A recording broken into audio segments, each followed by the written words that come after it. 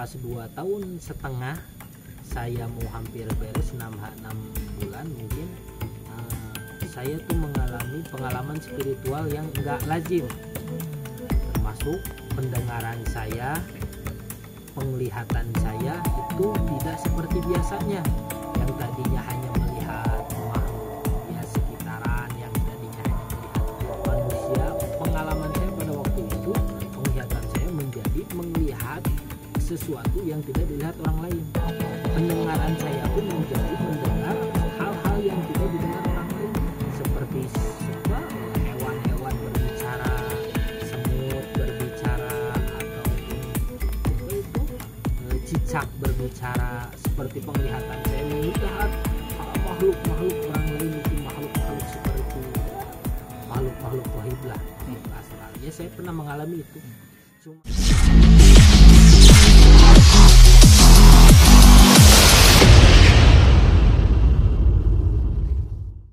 Bismillahirrahmanirrahim. Assalamualaikum warahmatullahi wabarakatuh. Kembali lagi bersama saya di Yogi Official.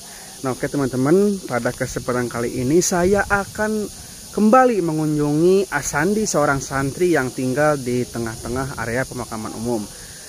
Di video sebelumnya, mungkin di video part 2 itu Asandi menerangkan tentang bagaimana dia bertirakat selama 7 tahun melanglang buana ke daerah-daerah yang ada di Jawa Barat untuk mencari jati diri. Nah, pasti di dalam tirakat tersebut ada hal-hal menarik yang perlu kita bahas, ataupun ada pasti hal-hal mistis. Nah, nanti kita di sana akan menanyakan hal-hal tersebut. Pasti di dalam kegiatan tirakat tersebut pasti ada hal-hal mistis ataupun hal-hal menarik yang ada di sana. Dan kita akan menanyakan hal tersebut ke Asandi di video berikutnya. Oke, seperti apakah ceritanya, seperti apakah kisahnya, tonton terus videonya sampai selesai. Mudah-mudahan yang nonton videonya sampai selesai, saya doakan panjang umur, sehat selalu, dan dimurahkan dalam segala urusannya. Amin ya Allah ya Rabbal Alamin. Nah, oke teman-teman, jadi sekarang kita langsung saja menuju kembali ke rumahnya Asandi. Dan di sini terlihat beberapa atau puluhan bahkan ratusan pemakaman yang ada di TPU Gunung Cupu tersebut. Dan seperti inilah jalan menuju ke rumahnya Asandi. Dan alhamdulillah juga sekarang saya tidak sendirian. Saya bersama para konten kreator Majalengka. Ada Maisa Selina, Kartika Hidro TV, Alesa, dan juga Arif Ril Budiman, teman-teman. Dan kebetulan dari subuh tadi itu hujan terus. Kebetulan jadi sekarang ini jalan ke rumah Asandi itu cukup sedikit licin.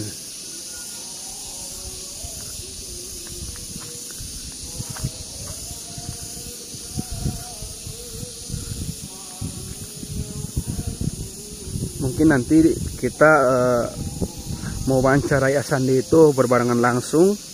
Jadi pasti ada dari teman-teman yang akan bertanya, mungkin nanti giliran pertanyaan apakah saja yang akan dilontarkan ke Asandi. Dan di sini tuh dulunya itu adalah area perkebunan ya. Cuman sekarang ada rumah-rumah yang didirikan di area ini, teman-teman. Dan bisa dilihat juga di sebelah sana itu ada rumah juga. Itu dulunya itu adalah rumahnya Kang Bom-Bom yang dulu sempat saya wawancarai. Namun sekarang mungkin Kang Bom-Bom sibuk bekerja, jadi jarang ada di rumah. Oke, supaya tidak menyita waktu, kita langsung saja ke rumahnya Asandi untuk mewawancarai beliau seputar hal-hal menarik pada saat tirakat atau mencari jati diri Asandi tersebut.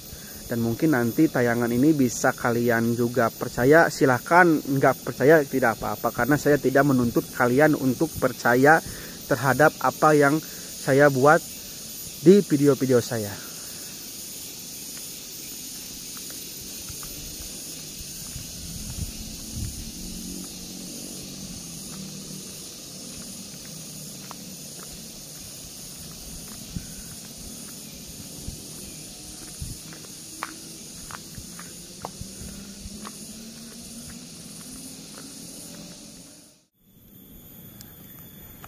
Oke, alhamdulillah di sini kita sudah bersama narasumber kita, yaitu beliau bernama Kang Sandi, yang dimana Kang Sandi ini pada zaman dahulunya katanya sering sekali mengembara, yaitu mengelilingi tanah Jawa ini. Dan katanya Kang Sandi ini juga sering sekali bertapa sampai 3 tahun, teman-teman. Mungkin dalam 3 tahun itu saya juga kurang paham juga. Beliau itu makan tidur enggak, biasanya kalau mati geni itu biasanya enggak makan, enggak tidur selama 40 hari 40 malam. Jadi Kang Sandi ini melakukan yaitu tirakat selama 3 tahun. Mungkin makan, kalau nggak makan mungkin bisa mati, jadi seperti itu. Nah, dan menurut konon katanya juga, katanya Kang Sandi ini mampu berbicara atau ngobrol dengan binatang-binatang yang ada di sekitaran rumahnya, teman-teman. Wow. Jadi ilmu ini ilmu yang sangat begitu luar biasa sekali, yang tidak bisa dimiliki oleh orang seperti kita. Hanya orang-orang terpilih dan orang-orang yang khusus yang bisa memiliki ilmu tersebut. Mungkin untuk kelas-kelas para wali ya, teman-teman. Kalau di film-filmnya itu film Angling Dharma, bisa ngobrol dengan cicak gitu. Nah, jadi seperti apa sih kisah dari Kang Sandi ini? Mungkin kita langsung saja untuk menanyakan kepada narasumber kita secara langsung. Monggo Kang Sandi, silakan. Jadi pengalamannya seperti apa sewaktu dulu berkelana? Sebelumnya, Assalamualaikum warahmatullahi wabarakatuh. Waalaikumsalam warahmatullahi wabarakatuh. Saya pribadi mendengar apa yang tadi diucapkan oleh si AA di sini, apa yang tadi diagung-agungkan sama si AA, terus terang ada benernya dan ada juga ya namanya kita lah hiburan mungkin ya. Ada juga yang terlalu berlebih-lebihan.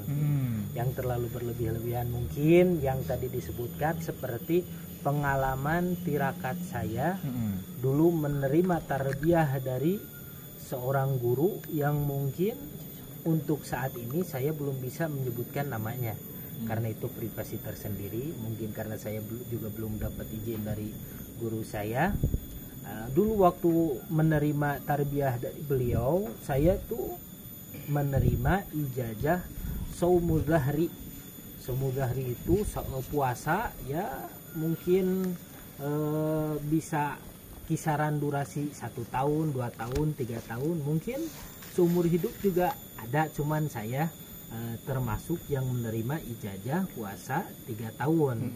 Pengalaman saya waktu puasa 3 tahun di salah satu pondok pesantren, di salah satu guru saya, mungkin saya tuh disimpan di tengah hutan, pernah Disimpan atau ditugaskan puasa sambil istiqomah di tempat-tempat ziarah, mungkin di makam-makam para aulia Allah pernah.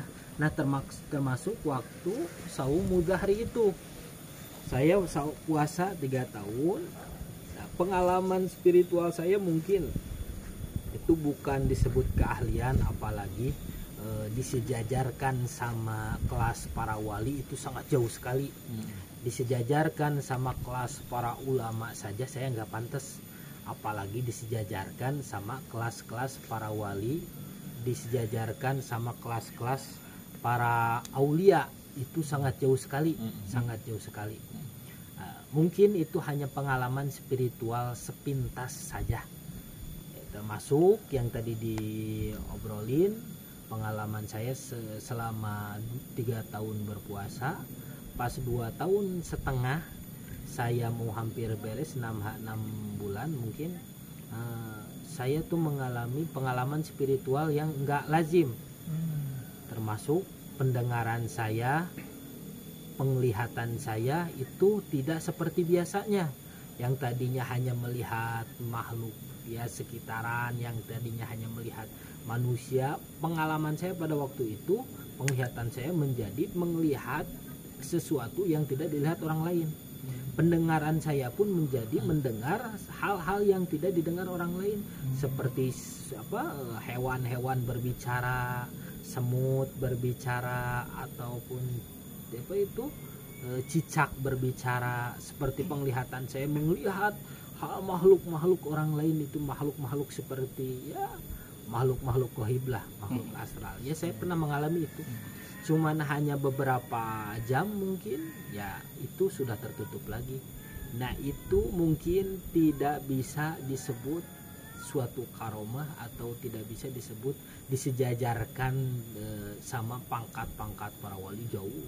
Kalau wali iblis mah mungkin saya termasuk mungkin. Mungkin gitu. Ya mungkin maksud kami dan rekan-rekan seperti ini Kang. Mungkin awal mulanya Akang tujuan bertapa atau bertirakat itu kok bisa nyampe ke titik dimana Akang bisa mendengar atau bisa berbicara dengan makhluk hewan ya. Nah itu awal mulanya ditugaskannya seperti apa? Apakah Akang pengen mencari kekayaan? Apakah Akang pengen jodoh atau seperti apa? Kok bisa tadinya misalkan betapa pengen kok bisa jadinya ngobrol dengan makhluk-makhluk seperti binatang? Ya kalau dari kalangan santri, saumul zahri, berpuasa, bertirakat itu bisa dikatakan hal yang lumrah, hal yang biasa, hal yang udah menjadi tarbiyah tersendiri di kalangan para kiai, di kalangan para ulama. Untuk para santri itu menjadi tarbiyah, suatu tarbiyah yang mungkin harus mendidik hati, mentarbiyah diri. Nah karena pentarbiyahan itu, diri kita sering dibawa berpuasa, hati kita sering dibawa berpuasa, sehingga kecil kemungkinan untuk kita, untuk hati kita, bahkan untuk badan kita berbuat maksiat karena puasa nih, berbuat dosa karena terjaga dengan puasa itu sendiri. Karena keseringan terjaga, terbersihkannya hati, terbersihkannya diri, terbersihkannya seluruh anggota badan, sehingga apa yang tidak mungkin dilihat orang lain terlihat karena kebersihan hati. Orang lain itu sebenarnya ada potensi untuk melihat hal-hal yang goib sekalipun, ada potensi karena tertutupi oleh dosa, terhijabi oleh kotoran-kotoran akhlak yang dilakukan, kotoran-kotoran hati yang bersemayam di hati, yaitu karena tertutup itu aja. Sebenarnya orang lain juga berpotensi melihat, berpotensi, bahkan kan orang sepuh zaman dulu itu udah biasa lumrah berbicara dengan daun-daun, berbicara dengan hewan, itu orang-orang zaman dulu udah lumrah, udah terbiasa. Karena apa? Karena bersihnya hati mereka, karena terbiasa tarbiyah oleh kebersihan hati, terdidik oleh para ulama-ulama yang bersih hatinya, udah biasa. Kita aja yang nggak biasa karena kita tuh banyak terhijab oleh dosa. Dan beda zaman mungkin ya Kang. Beda zaman. Nah, tapi kalau Kang Sandi tersendiri itu bisa sampai berbicara dengan pohon-pohon atau tidak, atau cuman hanya dengan binatang saja? Kalau untuk berbicara dengan tumbuhan secara langsung, berbicara komunikasi, ngobrol gitu ya? Bisa ngobrol, tidak bisa. Cuman pengalaman saya pernah mendengar daun-daun berbicara, pernah mendengar tumbuhan-tumbuhan berbicara. Itu pengalaman yang real saya alami. Saya tidak bisa mengatakan kalau orang berbicara dengan hewan itu bohong, karena saya mengalami. Saya juga tidak bisa memaksakan si A ini harus percaya gitu sama saya, nggak bisa. Itu karena pengalaman pribadi saya. Penonton harus juga percaya kan nggak bisa, karena itu pengalaman pribadi saya. Nah sekarang secara logisnya, kalau orang berbicara sama tumbuhan itu real bisa terjadi. Contoh aja, orang tua zaman dulu itu menentukan obat untuk penyakit yang mustahil disembuhkan aja. Orang tua zaman dulu itu sangat mudah. Harus dengan daun ini, harus dengan daun itu, harus dengan buah ini, harus dengan buah itu. Itu bagaimana menelitinya? Sedangkan zaman dulu belum ada obat, belum ada penelitian alat-alat, belum ada alat-alat canggih yang bisa meneliti itu. Orang tua zaman dulu tuh udah canggih.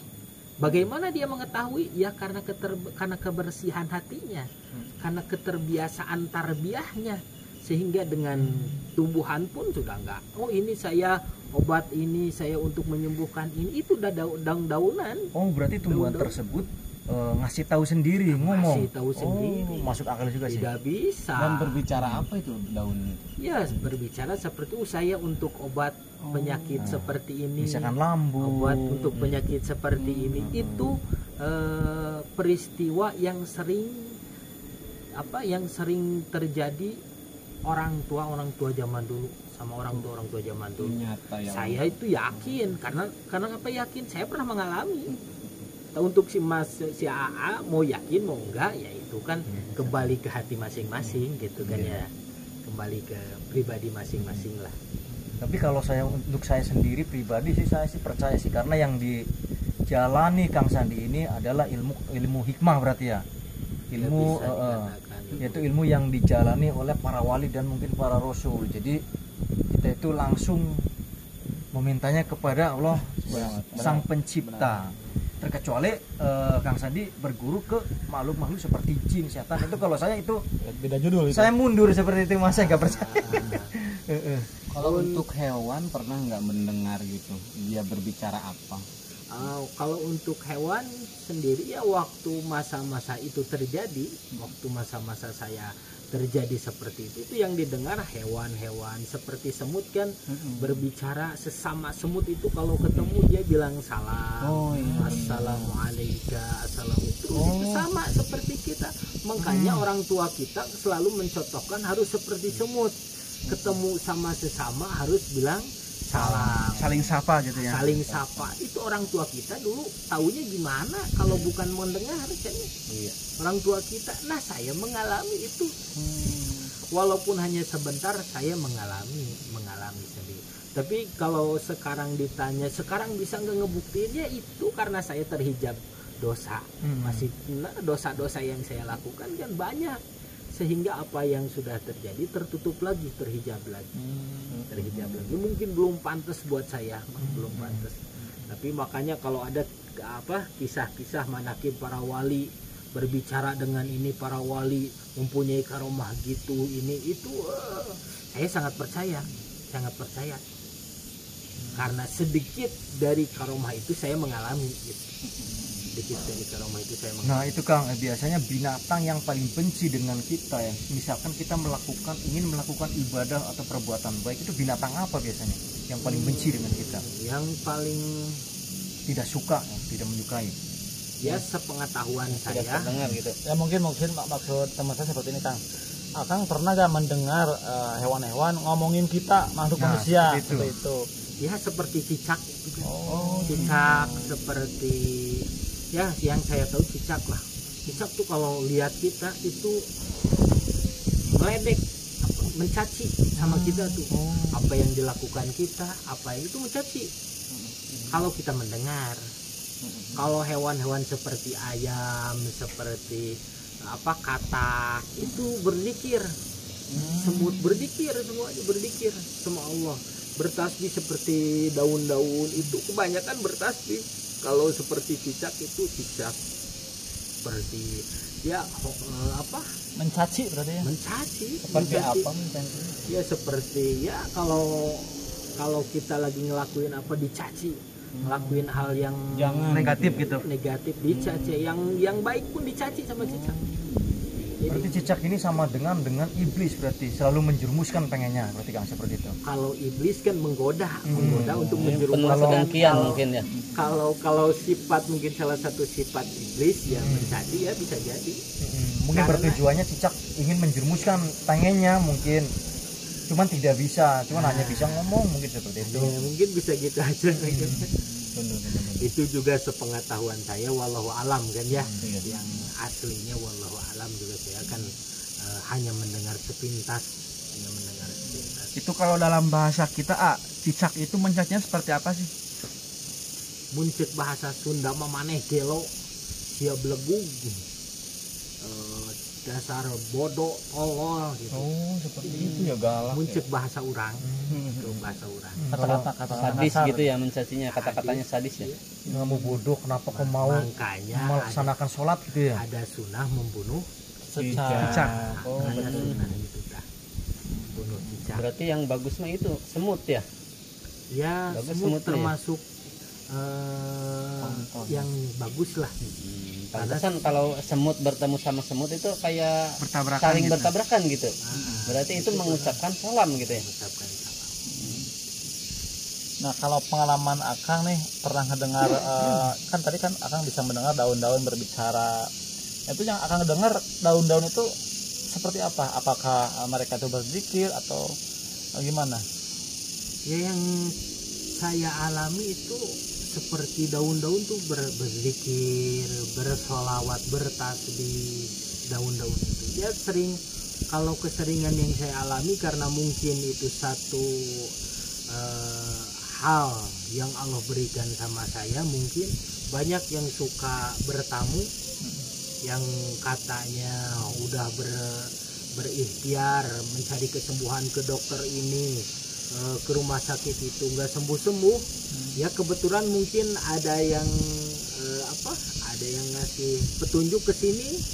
Pas ke sini pas dia bertamu, ya saya mendengar ada suatu tumbuhan, ya mungkin itu karena tersirat, mungkin karena istikharah atau mungkin karena apa, berbicara saya obatnya untuk penyakit ini sehingga terus saya kasih tahu, ya alhamdulillah kebanyakan kebenaran, kebetulan Sembuh gitu ya. sembuh gitu. Oh jadi Akang teh selain spiritual, Bris suka menerima orang yang lagi kesasar pengen berobat gitu. Nah, Mungkin sedikit kita buka, mungkin Akang bisa terangin Tabir gaibnya berarti. tabir gaibnya serta orang-orang yang datang ke sini itu permintaan seperti apa? Apakah mereka berobat medis, apa non medis seperti apa? kebanyakan orang-orang yang bertamu ke sini itu ya berkonsultasi tentang penyakit-penyakit non medis.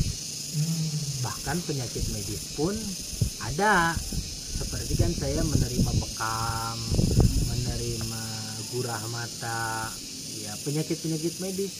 Penyakit non medis pun banyak, dia kebanyakan penyakit non medis lah. Orang yang sudah berikhtiar ke sana kemari, ke dokter itu ke dokter ini, ya belum dikasih kesembuhan sama Allah. Nah sering bertamu ke sini gitu. Alhamdulillah Allah ngasih izinnya mungkin lewat pelantara saya, mungkin. Tapi banyak yang sembuh, Kang. Alhamdulillah banyak juga yang nggak sembuh gitu kan ya, banyak yang sembuh, banyak juga yang masih nggak sembuh gitu ya. Namanya juga ikhtiar, karena yang menyembuhkan bukan manusia, yang menyembuhkan Allah. Kita mah hanya pelantara, sekalipun dokter spesialis yang termahal sekalipun tidak bisa menjamin kesembuhan, Itu dokter yang mumpuni alat-alatnya, yang mumpuni pengetahuannya, apalagi seorang sekelas ulama sekelas saya seperti ini gitu.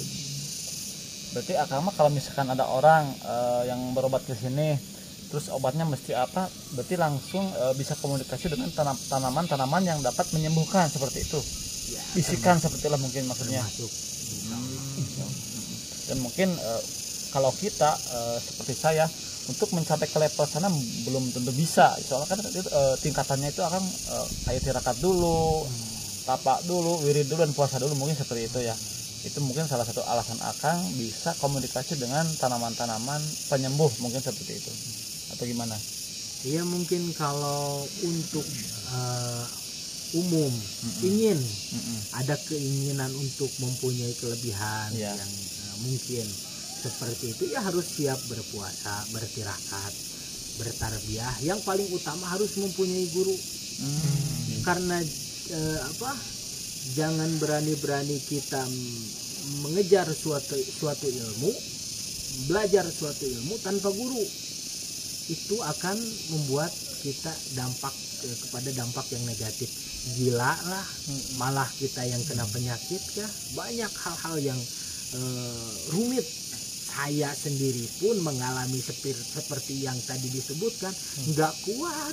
Itu berguru, ada gurunya, apalagi kalau nggak punya guru. Apalagi kalau yang nggak punya guru. Ini hanya sepintas pengalaman pribadi, hanya untuk di-share, hanya untuk menjadi edukasi lah.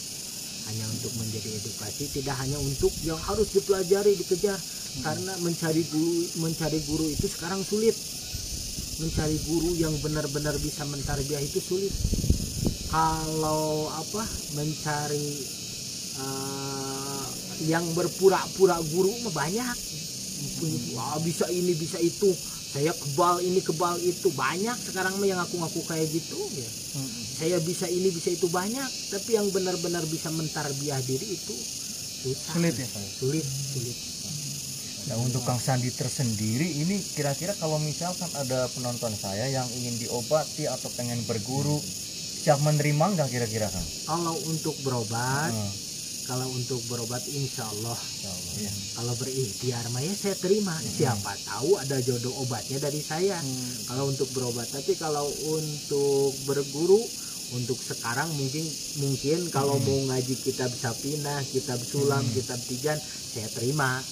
Kalau luar daripada itu harus khusus siap belajar ini, itu saya belum bisa menerima. Karena sebelum mencapai pelajaran itu ada dasar-dasar dulu yang harus dipelajari.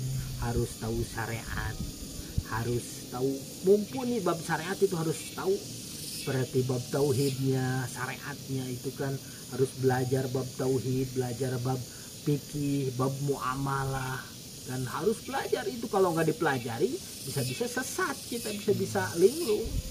Kan banyak kan gitu, wah kita banyak itu bisa menyembuhkan karena kesoktahuannya syariat nggak punya, kan akhirnya ngaku-ngaku wali, ngaku-ngaku orang Habib. Kalau Habib itu ada yang ngaku-ngaku tapi ada yang benar. Seperti kalau ya maaf ya sedikit melenceng nih, masalah habaib itu jangan dilecehkan karena itu nasabnya tersambung pada Nabi langsung ya. Langsung itu Rasulullah. ada Robitoh Alawiyah, ada Robit, termasuk guru-guru saya sendiri pun termasuk kebanyakan para habaib. Guru-guru saya sendiri itu yang saya alami, habaib seperti ini, habaib seperti itu. Saya pernah punya guru namanya Habib Abu Bakar Syihab. Itu aneh orangnya aneh. Dulu waktu saya pesantren, kata beliau, Sandi mah cocok ngeunahan teh, bahasa Sunda nih. Habib ngomong bahasa Sunda, cocok ngeunahan teh engke ku minyak kasturi. Minyak kasturi saya tuh belum ngeh. Nanti ketemu kenyamanan sama minyak kasturi. Kan saya cari minyak kasturi kemana nggak dapet. Nggak taunya mungkin itu bahasa samaran, bahasa kiasan. Yang dimaksudnya bukan minyak kasturi tapi daerah ya, desa kasturi.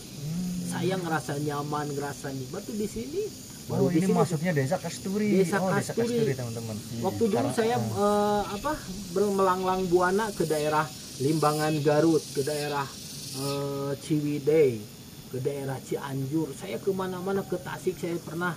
Ya daerah Jawa Barat malah sering ke sana kemari, tapi saya merasa nyaman, merasa cocok di sini di Kasturi. Baru saya ingat, yang dimaksud Habib Abu Bakar itu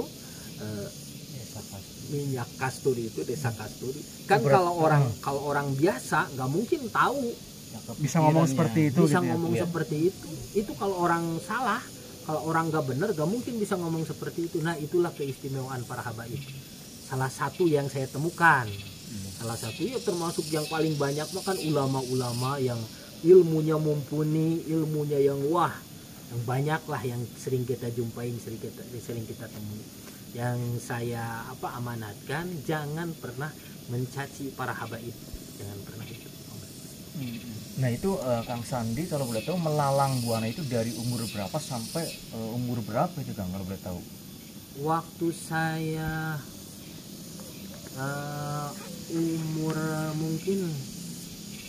umur 13-14 tahunan lah, keluar SD saya belajar mengaji, mulai belajar kesana kemari mengaji, belajar dulu karena saya pernah berdiam diri di masjid di daerah Situ Aksan gitu kan, pernah jadi pemuda masjid juga, pernah mulai melanglang buana umur sekitar 20 tahunan. 20 tahunan hingga berarti beresnya umur sekarang umur 34 35 udah netep di sini lah. Berarti melanglang buana berapa tahun itu? Ya bisa sekitar 10 tahun, Bahkan kurang lebih ya. bahkan lebih 10 kurang tahun. lebih 10 tahun lah. Berarti hanya di Pulau Jawa saja, berarti tidak keluar Pulau Jawa. Ya, Pulau Jawa mungkin. Belum. Tidak ke daerah Jawa mah belum pernah. Mungkin ke Cirebon mah sering karena ziarah. Sering berziarah ke Maulana Syekh Syarif Hidayatullah gitu. Kalau daerah Cirebon. Nah, kalau misalkan ada penonton kami yang ingin, misalkan beliau itu lagi di luar negeri, ingin diobati atau pengen diterawang secara online, Jarak melalui jauh gitu. jarak jauh, bisa nggak kira-kira? Insya Allah. Bisa, berarti melalui video call atau bagaimana? Melalui video call, foto, insya Allah. Dan biasanya mereka pun juga pada nanya tarifnya berapa sih? Nah, masalah itu gimana, Kang? Tarif bukan dokter. Kalau dokter harus puguh tarif. Nah, ya. itu bisa boleh dibahas ya, gitu. rupa lah, itu mah nggak dibahas. Yang penting kita berharap kesembuhan lah. Karena yang menyembuhkan bukan kita.